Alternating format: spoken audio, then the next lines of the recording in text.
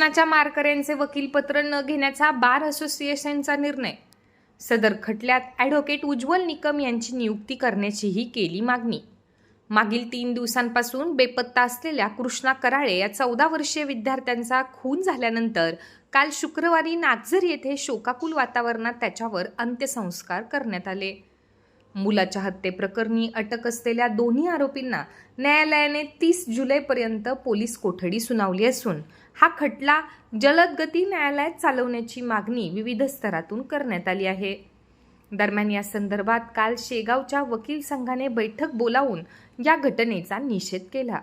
तसेच शेगाव वकील संघातील कोणताही वकील कृष्णाच्या आरोपींचे वकीलपत्र घेणार नाही आणि प्रत्यक्ष व अप्रत्यक्षरित्या आरोपीला मदत करणार नाही।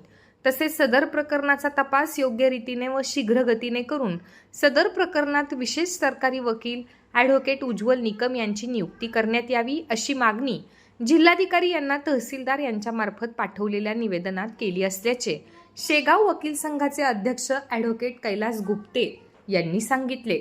नागझरी येथील कृष्णा राजेश्वर कराळे या लहान मुलाचे अपहरण करून जे त्याची अमानुष हत्या करण्यात आली, त्या बाबतीत आज शेगाव वकील संघाने एक मीटिंगचे आयोजन केले होते।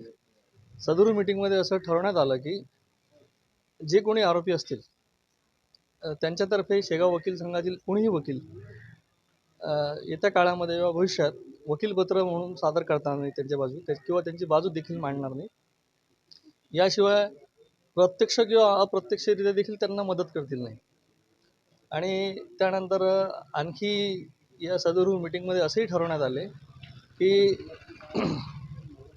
शेगाव वकील संघ सदर झालेल्या अपहरण व हत्याकांडाच्या घटनेचा तीव्र निषेध करून भविष्यात अशा घटना होऊ नयेत म्हणून शेगाव नगर परिषदेला शेगाव शहरामध्ये सार्वजनिक ठिकाणी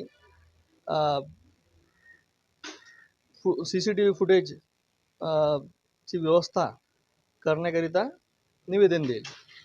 याशिवाय सदर प्रकरण आरोपी विरुद्ध जे प्रकरण आहे ते प्रकरण देखील जलद गतीने न्यायालयात चालण्यात यावं व विशेष सरकारी वकिलांची त्याच्यात नेमणूक करण्यात यावी व पीडितांना त्वरित न्याय मिळेल या दृष्टिकोनातून योग्य ती पावले भविष्यात उचलल्या जातील शेगाव वकील संघाकडून। त्या दृष्टिकोनातून आवश्यक ते निवेदने तक्रारी उच्चस्तरीय वेगवेगळ्या याच्यामध्ये विभागामध्ये केल्या जातील।